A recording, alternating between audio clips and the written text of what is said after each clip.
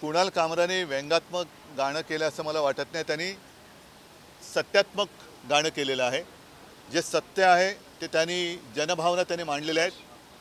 आम्ही आजसुद्धा बोलतोय, जे चोरी करतात ते गद्दार आहेत. आणि पहिल्या प्रथम मी महाराष्ट्राच्या जनतेला स्पष्ट करू इच्छितो की काल कामराच्या इथे जी काही तोडफोड केली ती शिवसैनिकांनी केलेली नाही. त्याचा शिवसेनेशी संबंध नाही. ही कदाचित एसएनसी गटाने केली असेल किंवा गद्दार सेनेच्या एसएनसी गटाने केलेली असेल. मुळामध्ये हे जे राज्य चालले ते छत्रपती शिवाजी महाराजांच्या आदर्शाने चालले की गद्दारांच्या आदर्शाने चाललेलं आहे. हा आता एक सोक्षमोक्ष लावण्याची वेळ आलेली आहे. आणि काल जे भेकड लोक आहेत त्यांना त्या गाण्यावरनं तथाकथित त्यांच्या गद्दार नेत्याचा अपमान झाला असं वाटलं म्हणून तोडफोड केली. हे गद्दार यांना छत्रपती शिवाजी महाराजांचा अपमान करणारा कोरटकर दिसत नाही, राहुल सोलापूरकर दिसत नाही. कोश्यारीने अपमान केला होता तेव्हा कोश्यारींचा निषेध करण्याच्या यांचा धाडस नाही. हे भेकड लोक आहेत आणि गद्दारच आहेत. त्याच्यामुळे कुणाल कामराने काही अयोग्य केले असं माझं मत नाही. कुणाल कामराने जनभावना व्यक्त केलेल्या आहेत. आणि मुख्यमंत्री महोदयांना मी सांगू इच्छितो की न्याय सगळ्यांना सारखा पाहिजे. नागपूरच्या दंगलीमध्ये ज्यांचं नुकसान झाले त्यांना नुकसान भरपाई तुम्ही देणार आहात. तसंच कुणाल कामराच्या स्टुडिओची किंवा तिथे जिथे त्यांनी जो कार्यक्रम केला त्या जागेचं ज्यांनी नुकसान केलं त्याची नुकसान भरपाई त्यांना दिली गेली पाहिजे. आणि हे जे भामटे भेकड गद्दार लोक आहेत ज्यांनी काल ही तोडफोड, ज्यांना छत्रपती शिवाजी महाराजांचा अपमान केलेला चालतो मात्र गद्दाराचा अपमान चालत नाही, त्यांच्याकडनं दामदुपटीने वसूल करावी. अभिव्यक्ती स्वातंत्र्यावरचा हल्ला आहे का? अभिव्यक्ती वगैरे सत्य बोलणं हा अभिव्यक्ती स्वातंत्र्याचा हल्ला होऊ शकत नाही. हे सत्य आहे आणि आम्ही तर उघड बोलतोय की हे गद्दार आहेत. त्याच्यामुळे हा अभिव्यक्ती स्वातंत्र्य आलं कुठे याच्यात? आणि अभिव्यक्ती स्वातंत्र्य हे गद्दारांच्या बाबतीत कसं काय तुम्ही म्हणता? गद्दारांचं काय? जिथे त्यांनी उघड चोरी केले, सगळं केलेलं आहे, त्याच्यामध्ये मुख्यमंत्री किंवा पोलिसांचा दरारा कमी करण्याचं काम हे चाललेलं आहे.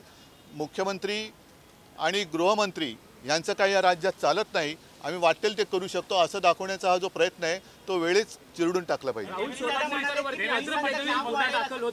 पोलिसांचं काम वाढेल, कायदा सुव्यवस्था बिघडेल अशी कुठलीही कृती करू नये असा सल्ला अजित पवारांनी दिला.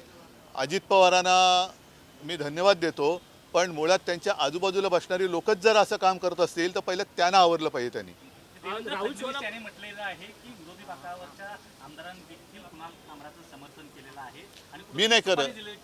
मी केलेलं आहे ना समर्थन. सुपारी देऊन कुणाल कामराला नाही आता हे बघा, ह्या सुपाऱ्या कोण कोणाला देतं? मग नागपूरच्या दंगलीची सुपारी कोणी दिली होती? औरंगजेबाचा थडगव करण्याची सुपारी कोणी दिली होती? तर या नुसत्या सुपाऱ्या करू नका.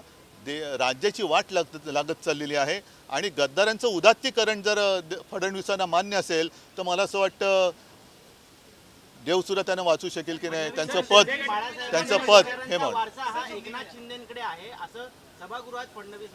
नाही. हे म्हणूनच म्हटलं ना की छत्रपती शिवाजी महाराजांचा वारसा घेऊन चालायचा का गद्दारांचा, अनाजी पंथाचा वारसा पुढे चालवायचा का संभाजी महाराजांचा, हाच ह्या सरकारला माझा प्रश्न आहे. जर अनाजी पंथ त्यांच्यासाठी आदर्श असतील तर त्यांचं वक्तव्य हे मी समजू शकतो.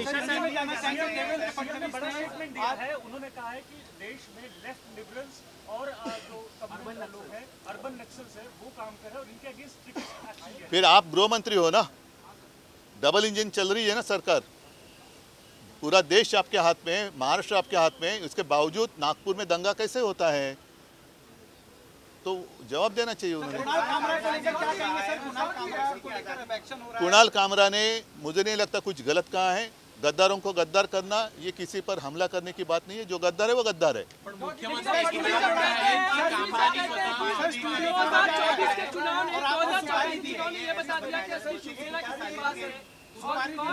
वो छोड़ो, वो नहीं, वो पूरा गाना आप सुन लो, चाहिए तो आपके पास होगा तो बजा कर दिखाओ. उसी गाने का जो अर्थ है वही तो है.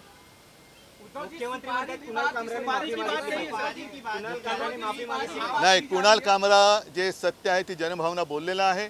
आणि असं जर असेल तर तुम्ही सांगा की जो कोणी सत्य बोलेल, सत्यमेव जयते खोडून टाका आणि गद्दारमेव जयते लावा. उद्धव जी सुपारी की बात कर रहे हैं. अभी शिवसेना के नेता सदन में हंगामा किए, बाहर हंगामा नहीं नहीं नहीं नहीं, इस हमले से शिवसेना का कोई संबंध नहीं, ये गद्दार सेना ने किया है, इसका कोई शिवसेना से लेना देना नहीं है। जिसके खून में गद्दारी आहे वो शिवसैनिक होई नाही सकता। गद्दारांचं उदात्तीकरण करणारा आणि शिवरायाचा अपमान झाला असताना गप्प बसेल हा शिवसैनिक असू शकत नाही।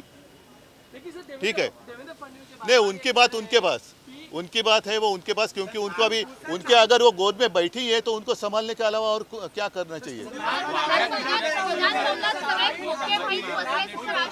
कार्रवाई जो हो रही है, बुलडोजर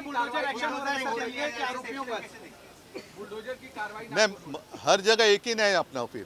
फिर जिसने दंगा भड़काया उनके ऊपर कार्रवाई क्या करेंगे आप? पूरी जांच करो और जो भी है उसमें गुनेगार करो। बघा, मला असं वाटतं की एकूणच याच्या बाबतीत जे कोणी आपल्यात खरोखर इतिहास तज्ञ राहिले असतील त्यांची मदत घ्यायला पाहिजे। पण जर वाघ्या कुत्र्याची समाधी हा एक वेगळा भाग आहे, पण या राज्यातलं इमान हे उखडून टाकले गेले हे दिसतंय।